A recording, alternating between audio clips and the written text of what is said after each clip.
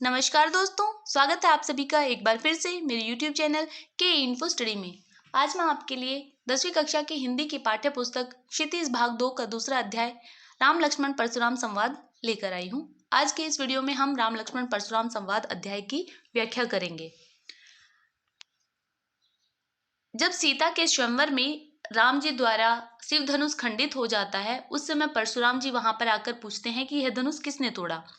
तब श्री राम जी कहते हैं, नाथ शंभु धनु भंज निहारा, हो इहि केऊ एक दास तुम्हारा।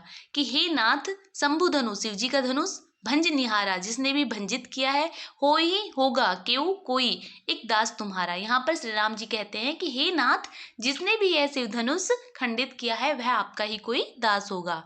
आयसु काह कहिए किन मोही, आयसु मतलब आज्ञा, काह क्या कहिए कहना, कि आप आज्ञा कीजिए, आप क्या कहना चाहते हैं, आप मुझसे कहिए क्या आज्ञा है। सुनी रिसाई बोले मुनि को ही, सुनी सुनकर, रिसाई गुस्से से, बोले मुनि को ही, यह वचन सुनकर मुनि गुस्से में भरकर क्रोध से बोलते हैं। सेवकु सोजो करे सेविकाई, अरि करनी करी करिए लड़ाई। सेवकु सेवक, सो वो, जो करे सेविकाई, कि सेवक वो होता है जो सेवा करता है। अरि करनी यानी दुश्मनी, करी करना, करिए करनी पड़ती है, लड़ाई मतलब लड़ाई, और जो शत्रुता करता है उसके साथ तो लड़ाई ही करनी पड़ती है। सुनो सुनो राम, राम जे ही जिसने भी शिव धनु शिव जी का धनुष तोड़ा है, सहस्त्र बाहु सहस्त्र बाहु, सम समान, सो वो, रिपु दुश्मन, मोरा मेरा। परशुराम जी कहते हैं कि सुनो राम, जिसने भी यह शिव धनुष तोड़ा है वह सहस्त्र बाहु के समान मेरा शत्रु होगा। सो बिलगाव बिहाई समाजा, सो वो बिलगाव अलग हो जाए, बिहाई मतलब बाहर आ जाए, समाजा समाज से, कि जिसने भी ऐसे धनुष तोड़ा है वो इस सभा से निकलकर बाहर आ जाए। न तो नहीं तो मारे मारे जाएंगे, जय ही जाएंगे सब राजा, नहीं तो यहाँ पर उपस्थित सभी राजा मेरे द्वारा मारे जाएंगे। सुनी मुनि वचन लखन मुस्काने, सुनी सुनकर मुनि के, परशुराम जी के वचन, इस तरह की बातें लखन लक्ष्मण मुस्कुराने लगते हैं। परशुराम जी की इस तरह की बातें सुनकर लक्ष्मण मुस्कुराने लगते हैं। बोले परशुधर ही अवमाने, और बोलते हैं परशुधरी परशुराम जी की अवमानना करते हुए। बहु धनु ही तोरे लड़काई, बहु मतलब बहुत, धनु ही धनुष, तोरी तोड़े हैं, लड़काई लड़कपन में यानी बचपन में, कि इस तरह के बहुत से धनुष हमने अपने बचपन में तोड़े हैं। कभू न असी रिस किन्हीं गोसाई, कभू मतलब कभी भी, असी ऐसा, रिस गुस्सा, किन्हीं किसी ने भी नहीं किया, गोसाई नहीं किया। वो लक्ष्मण कहते हैं कि हमने बचपन में ऐसे बहुत सारे धनुष तोड़े हैं लेकिन कभी भी किसी ने इस तरह से गुस्सा नहीं किया। ये ही धनु पर ममता के ही हेतु, सुनु रिसाई कह भृगुकुल केतु। ये ही यानी इसी धनु धनुष पर, के ही किस लिए, हेतु मतलब किस कारण से, सुनी सुनकर, रिसाई गुस्से में, कहते हैं भृगुकुल केतु, भृगुकुल वाले परशुराम जी। तो जब लक्ष्मण कहते हैं कि इसी धनुष पर आपकी इस तरह की ममता क्यों है, तो ऐसा सुनकर भृगुकुल के परशुराम जी को और अधिक क्रोध आ जाता है और वो कहते हैं, रे नृप बालक, रे अरे नृप बालक यानी कि राजा के पुत्र, काल के वशीभूत होकर बोल रहे हो, तो ही तुम न संभल कर नहीं बोल रहे हो।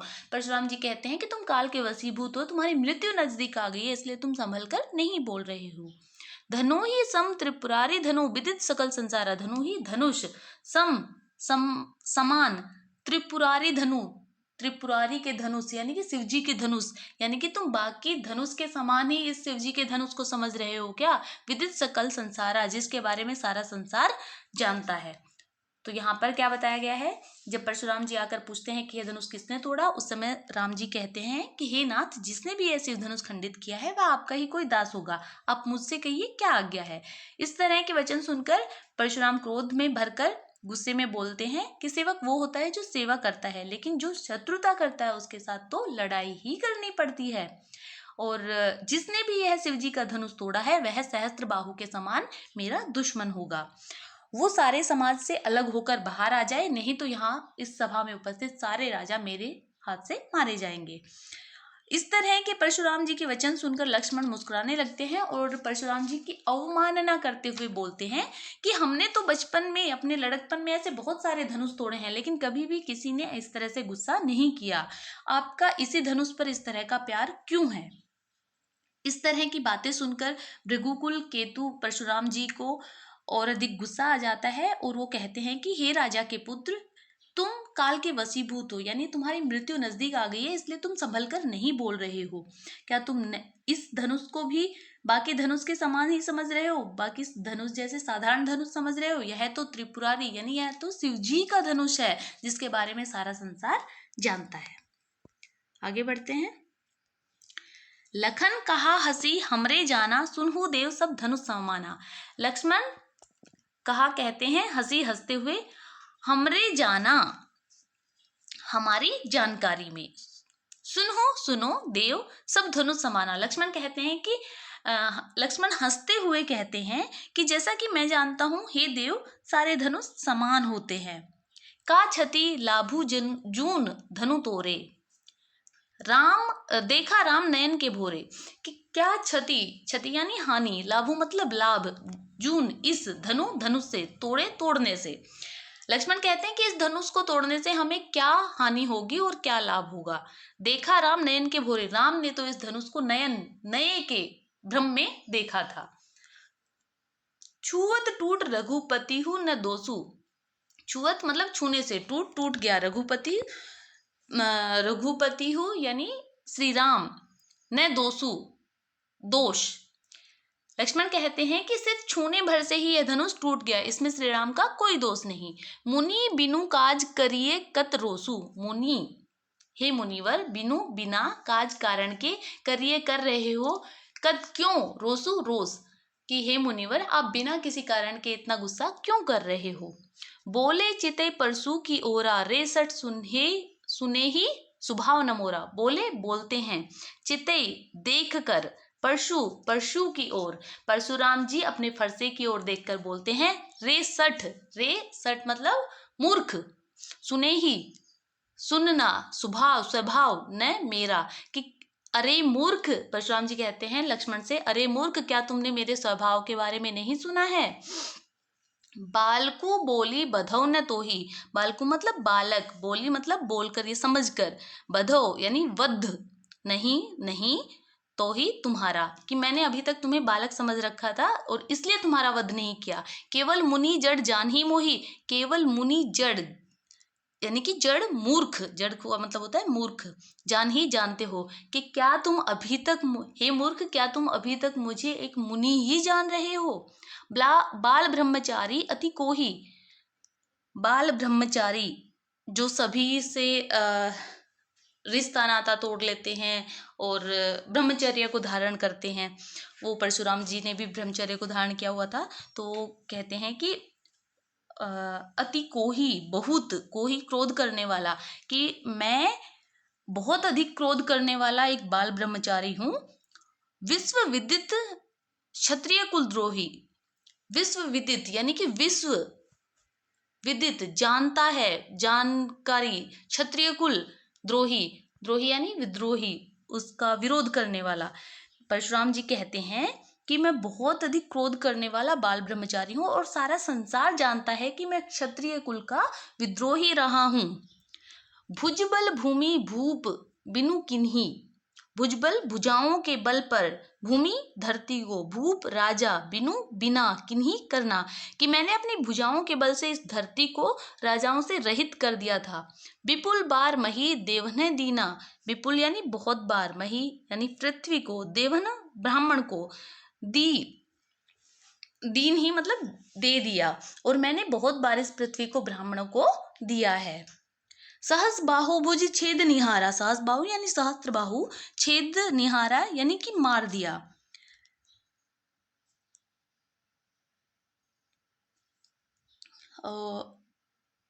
यहाँ पर परशुराम जी कहते हैं कि मैंने सहस्त्र बाहु को भी मारा है। परशु बिलोकी महिप कुमारा, परशु यानी फरसे को, बिलोकु यानी देखो, महिप कुमारा, महिप यानी राजा, कुमार मतलब कुमार या बेटा। तो यहाँ पर परशुराम जी कहते हैं कि हे राजा के पुत्र, हे राजकुमार, तुम इस फरसे को देखो जिसने सहस्त्रबाहु को मारा है। मातु पित ही जनी सोच बस करसी महिष किशोर, मातु मतलब माता, पित मतलब पिता, जानी मतलब जानबूझकर, सोच बस सोच के वशीभूत, करसी कर रहे हो, महिष किशोर यानी कि महिष मत करो, किशोर किशोर। यहाँ पर परशुराम जी कहते हैं कि हे किशोर, तुम अपने माता पिता को जानबूझकर सोच के वशीभूत मत करो, उन्हें दुखी मत करो। गर्भन के अर्भक दलन परसु मोर अति घोर, गर्भन यानी गर्भ में ही, और अर्भक यानी बच्चा, दलन मर जाता है, परसु फरसा, मोरा मतलब मेरा, अति बहुत, घोर भयानक। यहाँ पर परशुराम जी कहते हैं कि मेरे फरसे की भयानकता से तो माँ के गर्भ में ही बच्चे मर जाया करते हैं, और इस तरह से तुम मेरे साथ यहाँ पर संवाद कर रहे हो। तो यहाँ पर परशुराम जी गुस्से में भरे हुए हैं और लक्ष्मण को समझाने की कोशिश कर रहे हैं कि तुम चुप रहो और ज़्यादा वाद विवाद मत करो, वरना उनका गुस्सा और अधिक बढ़ जाएगा और वो लक्ष्मण का वध कर देंगे। इस तरह से वो उनको डराने की कोशिश कर रहे हैं। तो यहाँ पर बताया गया है कि लक्ष्मण हंसते हुए कहते हैं कि जैसा कि मैं जानता हूँ हे देव, सभी धनुष समान होते हैं, और इस धनुष को तोड़ने से हमें क्या नुकसान होगा और क्या लाभ होगा। श्री राम ने तो इसे नए के भ्रम में देखा था, और छूने मात्र से ही यह धनुष टूट गया, इसमें श्री राम का कोई दोष नहीं, अब बिना वजह ही इतना गुस्सा कर रहे हैं। परशुराम जी अपने फरसे की तरफ देखते हैं और कहते हैं कि अरे मूर्ख, तुम मेरे स्वभाव के बारे में नहीं जानते हो, और अभी तक तो मैंने तुम्हें सिर्फ बच्चा समझकर छोड़ रखा था, तुम्हारा वध नहीं किया, और तुम अभी तक शायद मुझे एक साधारण मुनि ही समझ रहे हो। मैं बहुत अधिक, अब वो अपने बारे में बता रहे हैं कि मैं बहुत अधिक गुस्सा करने वाला एक बाल ब्रह्मचारी हूँ। सारा संसार जानता है कि मैं क्षत्रिय कुल का विरोधी रहा हूँ। मैंने अपनी भुजाओं के बल से बहुत बार इस धरती को राजाओं से रहित कर दिया और इस पृथ्वी को ब्राह्मणों को सौंपा है। और राजा के पुत्र, तुम इस फरसे को देखो जिसने सहस्त्र बाहु को भी मारा है। तुम जानबूझकर अपने माता पिता को सोच के वशीभूत मत करो कि अगर मैं तुम्हारा वध कर दूंगा तो वो सोच में पड़ेंगे, वो दुखी होंगे।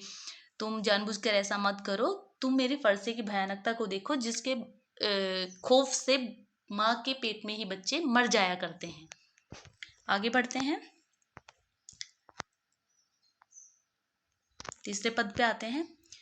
बिहसी लखनऊ बोले मृदुबानी, बिहसी यानी हंसते हुए, मृदु मतलब मीठी, बानी मतलब बोलना।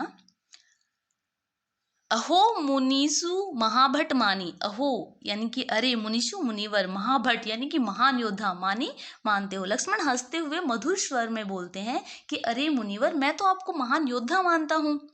पुनी पुनी मोही देखाओ कुठारा, चहत उड़ावन फूंकी पहारू।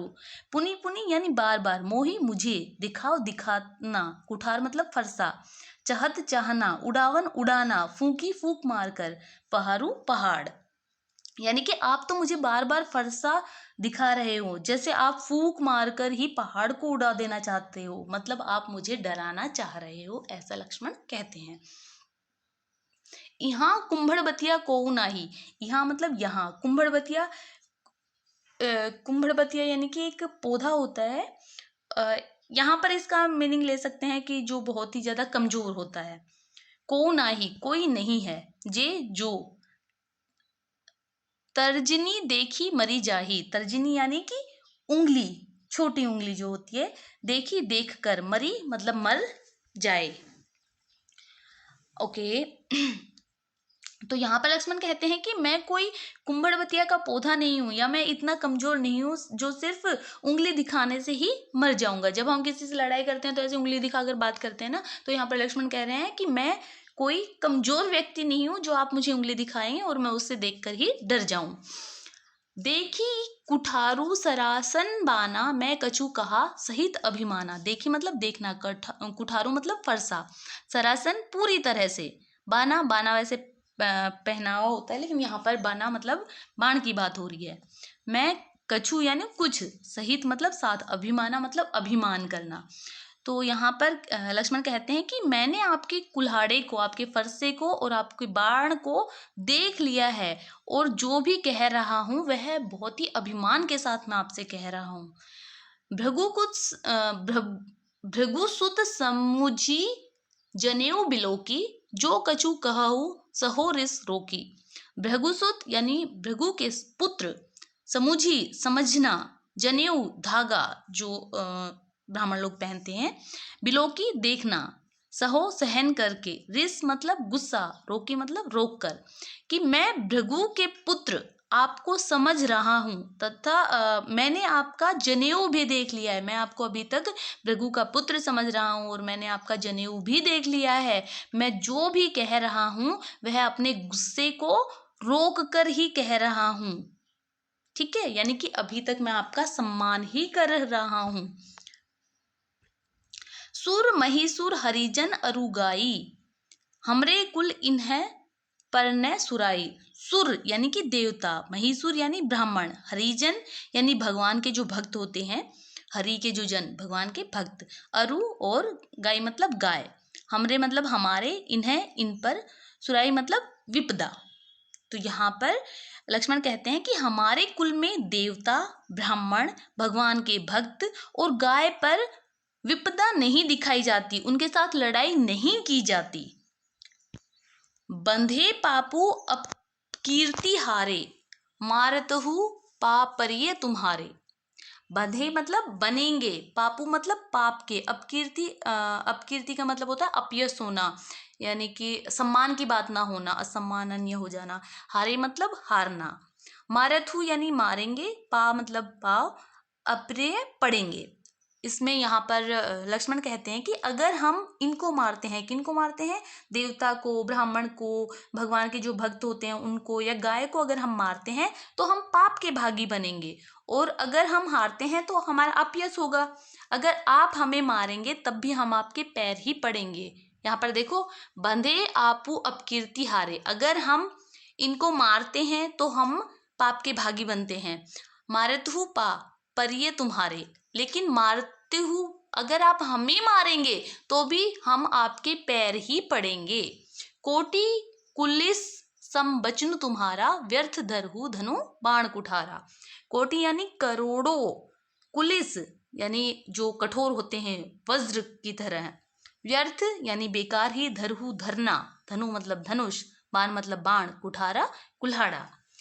यहाँ पर लक्ष्मण कहते हैं आपके तो वचन ही करोड़ों वज्र के समान है, आपने तो अपने साथ बेकार में ही बाण, धनुष, कुल्हाड़ा रखा हुआ है। जो बिलोकी अनुचित कहेऊ, क्षमहु महामुनि धीर। जो बिलोकी मतलब देखना, अनुचित जो उचित ना हो, जो गलत हो, क्षमहु यानी कि क्षमा करना, महामुनि महान मुनि, धीर मतलब धैर्य धारण करना, धैर्य धीरज।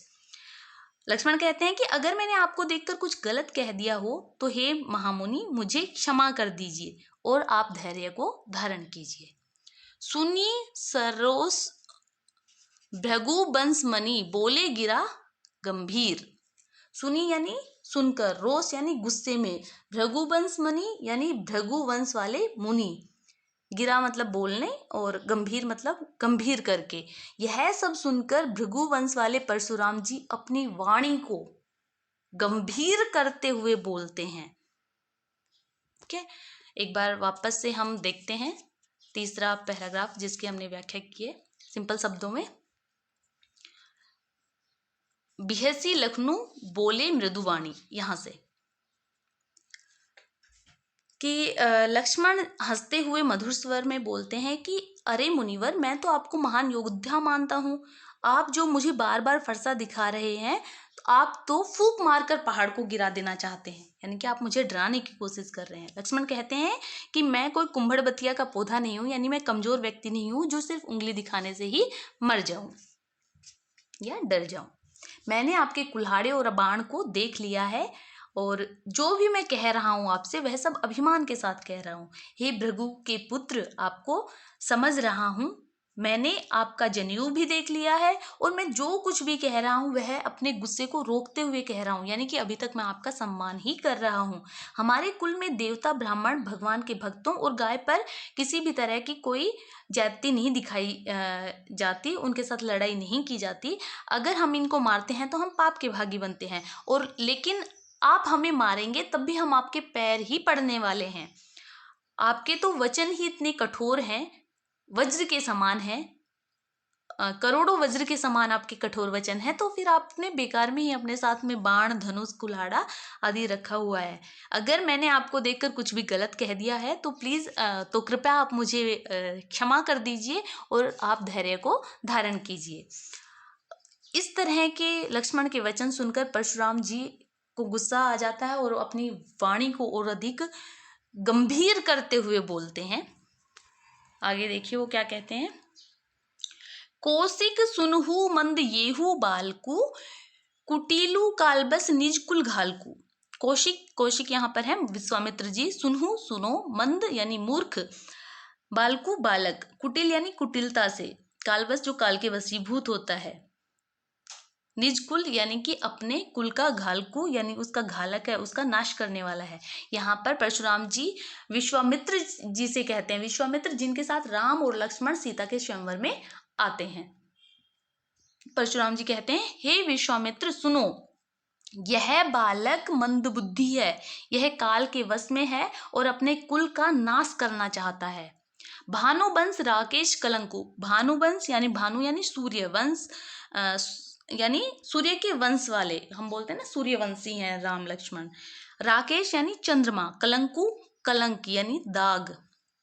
निपट निरंकुशु अबुधु असंकु, निपट यानी पूर्ण रूप से, निरंकुशु यानी उद्दंडी, शरारती, निरंकुश टाइप का। अबुद्ध यानी कि जो बुद्धिहीन होता है। अशंकु यानी बिना शंका के, जो निडर होता है। यहाँ पर परशुराम कहते हैं कि ये सूर्यवंशी है, लेकिन यह उस पर, अपने सूर्यवंश पर, अपने वंश पर चंद्रमा के समान दाग लगाना चाहता है। यह पूरी तरह से उद्दंड है, बुद्धिहीन और निडर बालक है।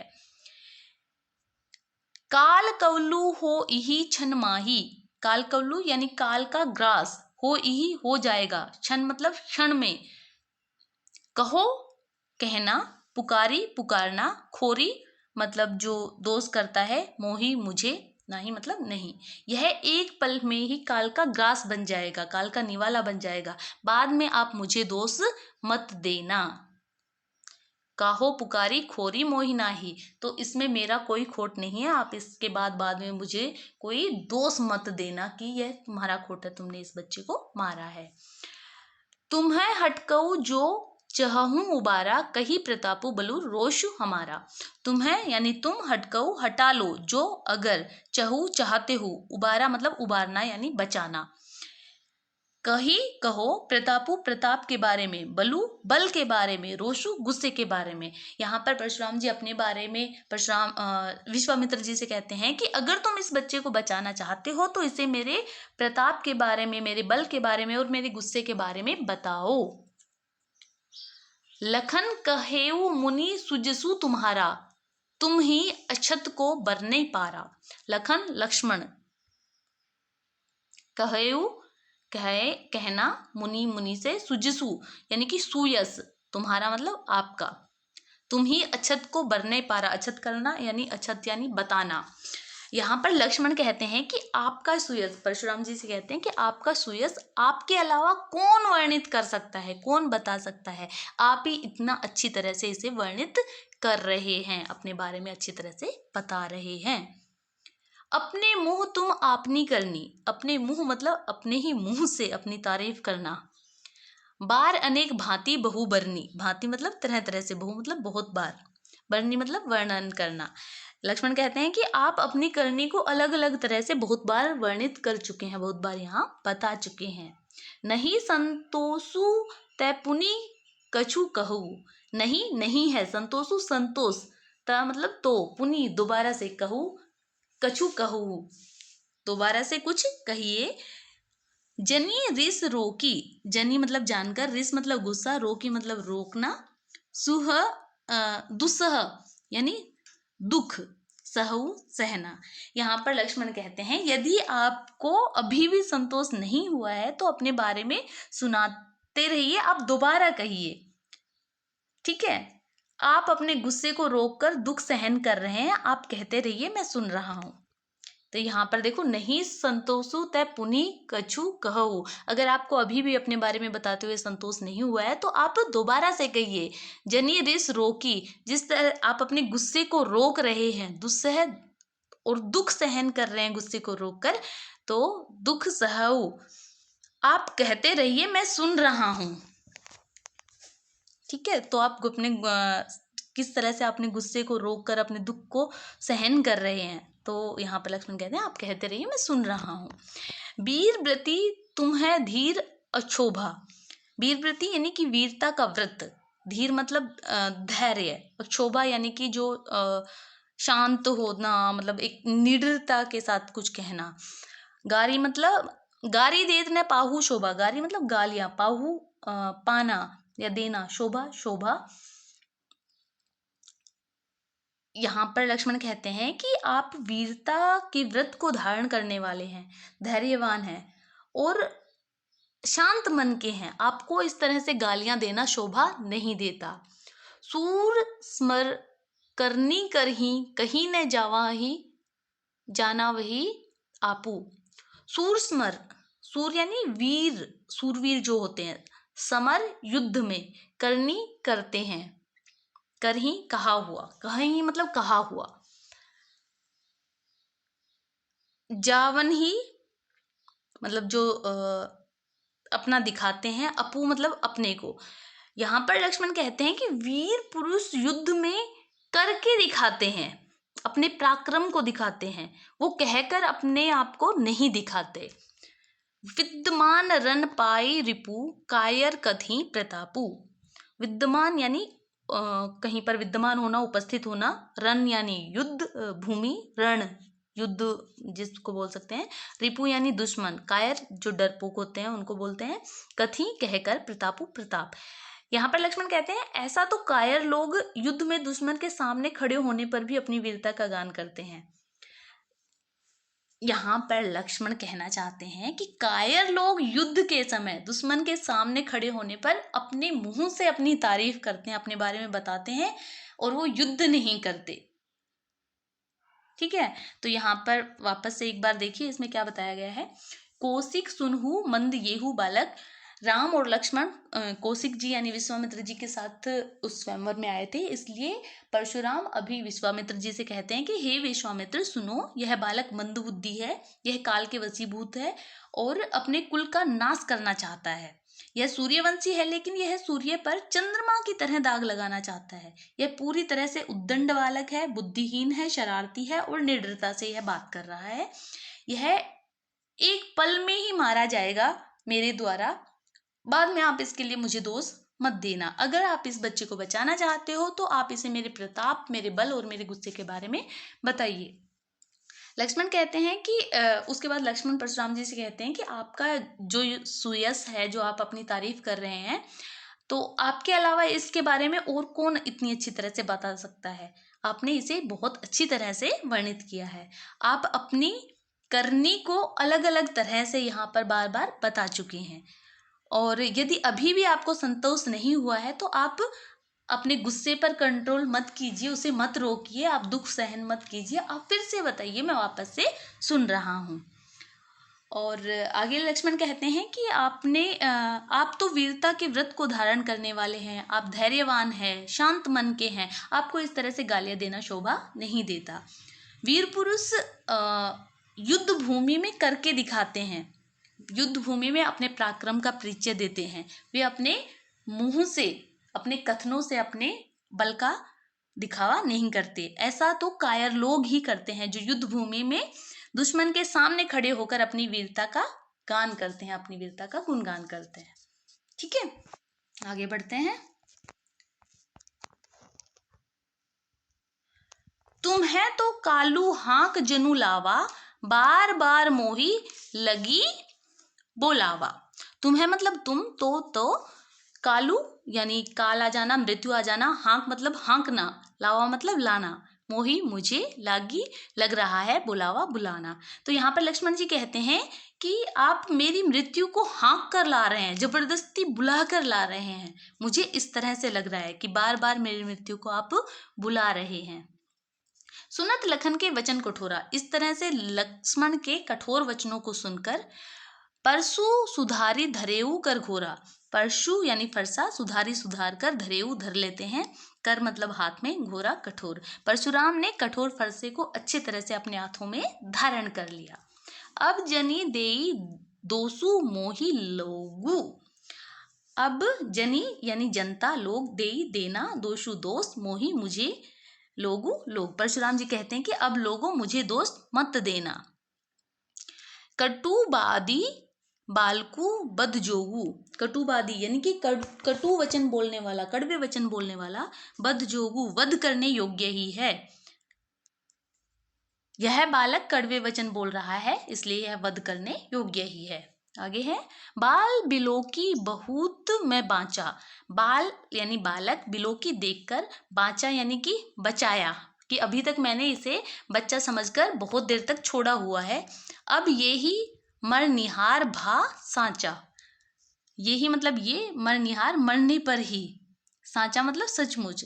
यहाँ पर परशुराम जी कहते हैं कि मैंने इसे बच्चा समझकर बहुत देर से बचाए रखा है, अभी तक इसे नहीं मारा, परंतु अब यह सचमुच में ही मरना चाह रहा है। कौशिक कहा क्षमीय अपराधु, बाल दोष गुण गणहीन साधु। कौशिक यानी विश्वामित्र जी, क्षमीय क्षमा, अपराधु अपराध, दोष दोष, गुण मतलब गुणों की, गणही मतलब ध्यान न देना। यहाँ पर विश्वामित्र जी कहते हैं कि बालक के अपराध को आप क्षमा कर दीजिए, बालकों के दोष और गुणों पर साधु ध्यान नहीं देते।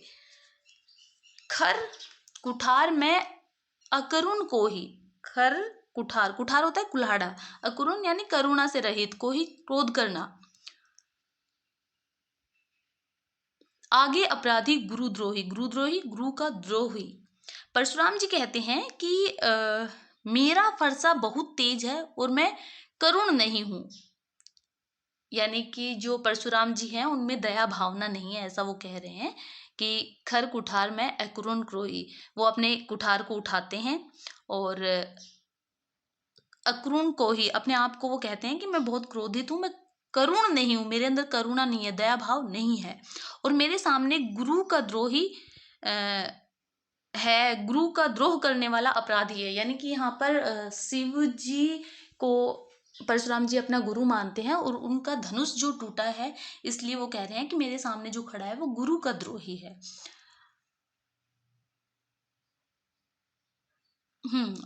उत्तर देत छोड़ो बिनु मारे। उत्तर यानी उत्तर, देत देता देना, छोड़ो छोड़ना, बिनु बिना, मारे मारे। यहाँ पर परशुराम जी कहते हैं ये बालक किस तरह से उत्तर दे रहा है, मैंने इसे अभी तक बिना मारे छोड़ा हुआ है। केवल कौशिक सील तुम्हारे। केवल कौशिक, सील यानी सील स्वभाव, केवल विश्वामित्र जी आपके सील सरल स्वभाव के कारण ही मैंने इसे अभी तक छोड़ा हुआ है। न तो यही काटी कुठार कठोरे, न तो नहीं तो यही यह काटी काटना कठोर कुठारे, नहीं तो मैं इसे अभी तक अपने कठोर कुठार से काट देता। गुरही उरिन होतेऊ श्रम थारे। गुरही यानी गुरु का, उरिन उरिन करना, उतारना, श्रम यानी कि मेहनत के, थोड़े थोड़े से ही, और मैं थोड़ी सी ही मेहनत में से गुरु के ऋण से उरीण हो जाता, उत्तीर्ण हो जाता, उरीण हो जाता है, यानी कि गुरु का जो भार मेरे ऊपर है वो उतर जाता। ठीक है, यहाँ पर लक्ष्मण को मारने की बात कही जा रही है कि अभी तक मैं सिर्फ कौशिक जी की बारे में सोचकर, उनके सरल स्वभाव के बारे में सोचकर ही इसे नहीं मार रहा था, वरना अभी तक तो मैं इसे मार चुका होता अपने कठोर कुठार से, और अपने गुरु के ऋण से भी उऋण हो जाता, गुरु की अवमानना करने वाले को मैं अभी तक मार देता। आगे है, गाधी सुनु कह हृदय हसी, मुनि ही हरियरे सूझ। गाधी सुनु यानी घमंड के भरे हुए वचन, हृदय यानी हृदय में, हंसी मतलब हंसना, मुनि ही मुनिवर हरियरे यानी कि हरा हरा ही, सूझू मतलब सूझना। कहते हैं ना कि सावन के अंधे को हरा हरा ही दिखाई देता है। तो यहाँ पर यहाँ कहा जा रहा है कि इतने घमंड से भरे हुए वचन सुनकर मुनि अपने मन में हंसने लगे कि इनको तो सब कुछ हरा हरा ही दिखाई दे रहा है, यानी कि इन्हें तो सभी क्षत्रियों को मार दिया था, तो इनको लग रहा है कि ये लोग भी जैसे राम और लक्ष्मण हैं, ये लोग भी बहुत ही आसानी से मारे जा सकते हैं, ऐसा परशुराम जी समझ रहे हैं। इस तरह के भाव जब कौशिक जी के मन में आते हैं तो वो मन में मुस्कुराते हैं। अयमय खांड ने उख में अजहू ने बूझ अबूझ। अयमय यानी लोहे से बना हुआ, खांड यानी जो खड़ग है, जो तलवार है, उखमय यानी ईख से बड़ी, अजहू यानी कि जानना, अभी भी, अबूझ यानी कि ना समझ, जिसे अभी तक भी कोई बूझ नहीं है, कोई जानकारी नहीं है। तो यहाँ पर विश्वामित्र जी सोचते हैं कि ये बालक तो लोहे से बने हैं, कोई ईख से बनी हुई तलवार नहीं है, लेकिन परशुराम अभी भी यह समझ नहीं पा रहे हैं। तो इस तरह का भाव परशुराम ये जी के लिए विश्वामित्र जी के मन में आ रहा होता है। एक बार वापस से सुनिए इसकी पूरी व्याख्या। परशुराम जी कहते हैं, परशुराम जी से संवाद करते हुए लक्ष्मण जी कहते हैं कि तुम्हें तो कालू हाँक ने जनु लावा, कि तुम तो मेरी मृत्यु को हाँक कर ला रहे हो, उन्हें जबरदस्ती बुला कर ला रहे हो, और मुझे ऐसा लग रहा है कि बार बार मेरी मृत्यु को आप ही बुला रहे हो। लक्ष्मण जी के कठोर वचनों को सुनकर परशुराम को कठोर फरसे को अच्छी तरह से अपने हाथों में वो धारण कर लेते हैं और कहते हैं कि अब लोगों इसके लिए मुझे दोष मत देना, ये बच्चा इतने कड़वे वचन बोल रहा है, ये वध करने योग्य ही है। मैंने अभी तक इसे बालक समझकर बचाया हुआ था, लेकिन यह सचमुच में ही मरना चाह रहा है। अब विश्वामित्र जी को लगता है कि परशुराम जी को बहुत अधिक गुस्सा आ गया है, तो विश्वामित्र जी कहते हैं कि बालक के अपराध को आप माफ कर दीजिए, क्षमा कर दीजिए, और बालकों के गुणों दोषों को साधु नहीं ध्यान देते, उनको इतनी अहमियत नहीं देते हैं साधु लोग। तब परशुराम जी कहते हैं कि मेरा फरसा बहुत तेज है और मैं दया भावना अपने मन में नहीं रखता। मेरे सामने गुरु का द्रोही खड़ा है, वह अपराधी है। यह बालक किस तरह से उत्तर दे रहा है और अभी तक मैंने इसे मारे बिना छोड़ा हुआ है, तो वह केवल और केवल विश्वामित्र जी आपके सरल स्वभाव के कारण ही है, नहीं तो अभी तक मैं इसे अपने कठोर कुठार से मार देता और गुरु के ऋण से मुक्त भी हो जाता। इस तरह के परशुराम जी के वचन सुनकर मुनि अपने हृदय में, अपने मन में हंसने लगते हैं और सोचते हैं कि इन्हें तो सब कुछ हरा हरा ही समझ आ रहा है, यानी कि इन्हें तो यह राम लक्ष्मण भी बाकी क्षत्रियों जैसे ही दिखाई दे रहे हैं। ये बालक तो लोहे के बने हुए हैं, कोई ईख से बनी हुई तलवार नहीं है। लेकिन परशुराम जी अभी भी इस बात को नहीं समझ पा रहे, उस बात से अभी भी अनजान है। आगे चलते हैं। लास्ट अंतरा है इस अध्याय का। कहेऊ लखन मुनि सील तुम्हारा, को नहीं जान विदित संसारा। कहेऊ कहते हैं, सीलु मतलब सील, स्वभाव, को नहीं जान विदित संसारा, को नहीं जानता, विदित यानी कि जानना, संसार में। लक्ष्मण कहते हैं कि हे मुनिवर, आपके सील स्वभाव को, आपके सरल स्वभाव को कौन नहीं जानता, उसे तो सारा संसार जानता है। यहाँ पर लक्ष्मण व्यंग्यात्मक शैली में परशुराम जी को भड़का रहे हैं। उनको कह रहे हैं कि सबको ही जानता है कि परशुराम जी गुस्से के लिए जाने जाते हैं, लेकिन यहाँ पर लक्ष्मण कह रहे हैं कि आपके सील स्वभाव को कौन नहीं जानता। मात पित ही उरीन भय नीके, गुर रेनु रहा सोचू बड़ जी के। मातु मतलब माता, पिथि मतलब पिता, उरीन यानी उरीन करना, भय नीके यानी कि चुकाना, भरना, ऋण भरना। ओके, तो यहाँ पर बताया गया है कि परशुराम जी ने स्वयं अपनी माता और को मारा था और पिता की मृत्यु का भी वो कारण बने थे। तो यहाँ पर लक्ष्मण कहते हैं, माता पिता का तो ऋण आपने चुका ही दिया है, अब गुरु ऋण की भी बारे में आप सोच रहे हैं। माता पित उऋण भय नीके, यानी माता पिता का ऋण तो आपने चुका दिया है, गुरु ऋण रहा सोचू बड़ जी के, और अब आप गुरु के ऋण के बारे में सोच रहे हैं। सो जनु हमरे ही माथे काढ़ा, सो तो जनु जानकर, हमरे ही हमारे ही, माथे काढ़ा हमारे माथे पर डालना। दिन चली गए ब्याज बढ़ बढ़ा, अगर दिन चले गए हैं तो वहाँ पर ब्याज बढ़ जाएगा। तो यहाँ पर लक्ष्मण कहते हैं कि गुरु ऋण को तो अब आपने हमारे ही माथे पर डाल दिया, हमारे माथे पर ही मट दिया है। अब तो बहुत दिन चले गए हैं, अब तो ब्याज भी बढ़ रहा होगा। ब्याज यानी इंटरेस्ट बढ़ रहा होगा। आप जब इन्वेस्टमेंट करते हैं ना तो उस पर इंटरेस्ट चलता है, ऐसे ही यहाँ पर भी व्यंग्यात्मक शैली में लक्ष्मण कह रहे हैं। आगे है, अब आनिय व्यवहार्या बोली, तुरंत देऊ मैं थैली खोली। व्यवहार्या यानी कि जो व्यवहार करता है, जो अकाउंटेंट होता है, जो पैसे का लेन देन करता है। तो यहाँ पर लक्ष्मण कहते हैं कि आप अपने लेनदार को बुला लीजिए, मैं तुरंत ही अपनी थैली खोलकर उनको पैसे दे दूंगा। आप बताइए कि आपका कितना ब्याज हुआ है, कितना आपका ऋण हुआ है, मैं अभी उसको चुकाने के लिए तैयार हूँ। सुनी कटु वचन कुठार सुधारा, हाय हाय सब सभा पुकारा। सुनी, सुनकर, कटु इस तरह के कठोर वचन, कुठार सुधारा, परशुराम जी अपनी कुठार को सुधारते हैं, उसे मारने के लिए उतारू होते हैं। हाय हाय सब सभा पुकारा, तभी सारी सभा हाय हाय पुकारने लग जाती है। भृगुबर परसु देखा बहु मोही, भृगुबर परसु देखा बहु मोही। भृगुबर यानी कि परशुराम जी, परसु फरसा, देखा बहु यानी देखना, मोही मुझे मेरा, विप्र विचारी, विप्र यानी ब्राह्मण, विचारी विचार करना, बाचो मतलब बचाना, नृपद्रोही राजाओं के द्रोही। तो लक्ष्मण कहते हैं कि परशुराम जी मैंने आपका फरसा बहुत बार देख लिया है, मैंने अभी तक आपको ब्राह्मण समझकर बचा रखा है, तुम तो राजाओं के द्रोही हो। मिले न कभू सुभट रण गाढ़े, द्विज देवता घर ही के बाढ़े। मिले न कभू सुभट, सुभट होता है महान, रण यानी रणभूमि, युद्ध भूमि, द्विज देवता ब्राह्मण देवता, घर ही घर में ही, बाड़े बाड़े में यानी कि एक दायरे में। तो लक्ष्मण कहते हैं अभी तक आपको युद्ध में महान योद्धा नहीं मिले,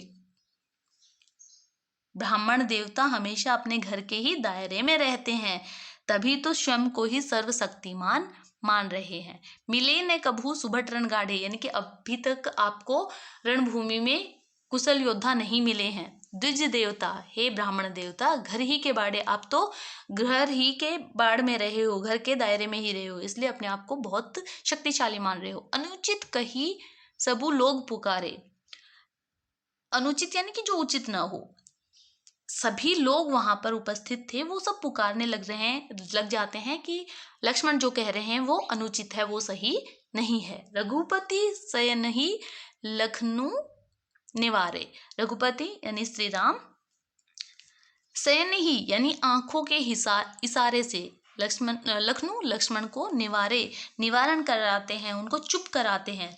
राम ने लक्ष्मण को अपनी आंखों के इशारे से चुप करा दिया जब सारी सभा कहने लगी कि लक्ष्मण गलत बोल रहे हैं। लखन उत्तर आहुति सरिस भृगुबर कोपु कृशानु, लक्ष्मण जो बोल रहे थे, जो उत्तर कर रहे थे, वो आहुति के समान थे, जिसने परशुराम जी की क्रोधाग्नि को और अधिक बढ़ा दिया था। लखन उत्तर आहुति सरिस भृगु कोपु कृशानु, लक्ष्मण के उत्तर आहुति सरिस, आहुति के समान थे, भृगु कोपु कृशानु, जिन्होंने परशुराम जी के गुस्से को और अधिक बढ़ाने का काम किया। बढ़त देखी जल सम वचन बोले रघुकुल भानु, बढ़त देखी, जब परशुराम जी के गुस्से को बढ़ते हुए देखते हैं तब जल के समान शीतल वचनों से रघुकुल भानु, रघुकुल के सूर्य श्री राम चंद्र के समान, चंद्र के जल के समान शांति करने वाले अपने मधुर वचन बोलते हैं। तो यहाँ पर क्या बताया गया, एक बार वापस से सुनिए इस पूरे पैराग्राफ को। कहेऊ लखन मुनि सील तुम्हारा, कि लक्ष्मण कहते हैं कि हे मुनि, आपके शील स्वभाव को कौन नहीं जानता, उसे तो सारा संसार जानता है। परशुराम जी, आपने माता पिता के ऋण को तो चुका ही दिया है, अब गुरु के ऋण के बारे में आप सोच रहे हैं। गुरु ऋण को तो अब आपने हमारे माथे पर ही डाल दिया है, अब तो आप बहुत दिन चले गए हैं, अब आप इसका ब्याज भी बढ़ रहा होगा। आप उसे देखिए, आप अपने व्यवहारकर्ता को बुलाइए जो पैसों का लेन देन करता है, मैं अभी अपनी थैली खोलकर उसे पैसे दे दूंगा। इस तरह के वचन सुनकर परशुराम जी को फिर गुस्सा आता है और वो अपने फरसे को उठा लेते हैं मारने के लिए। तभी सारी सभा हाय हाय चिल्लाने लग जाती है। लक्ष्मण फिर कहते हैं, वो वही व्यंग्यात्मक शैली में फिर से बोलना शुरू करते हैं, चुप नहीं होते, कि मैंने आपका फरसा बहुत बार देख लिया है और अभी तक मैं भी आपको सिर्फ ब्राह्मण समझकर ही छोड़ रहा था, आपको बचा रहा था, लेकिन आप तो राजाओं के द्रोही हैं। अभी तक आपने युद्ध भूमि में महान योद्धाओं को नहीं देखा, उनसे आपका सामना नहीं हुआ। आप ब्राह्मण देव हैं, इसलिए हमेशा एक दायरे में रहे हैं, एक लिमिट में रहे हैं, इसलिए खुद को ही आप सर्वशक्तिमान समझते हैं। लेकिन जब इस तरह के वचन लक्ष्मण बोलते हैं तो सारी सभा पुकारने लग जाती है कि लक्ष्मण गलत बोल रहे हैं, अनुचित कह रहे हैं। तब राम अपनी आंखों के इशारे से लक्ष्मण को चुप करा देते हैं। लक्ष्मण जिस तरह से उत्तर दे रहे थे वो शब्द अग्नि को बढ़ाने वाले थे, परशुराम जी की क्रोधाग्नि को और अधिक बढ़ा रहे थे। और परशुराम जी की क्रोध को और अधिक बढ़ता देखकर रघुकुल के सूर्यवंशी श्री राम चंद्रमा के समान शीतल, चंद्रमा के जल के समान शीतल वचनों से में बोलते हैं, मधुर वाणी में बोलते हैं परशुराम जी के गुस्से को शांत करने के लिए।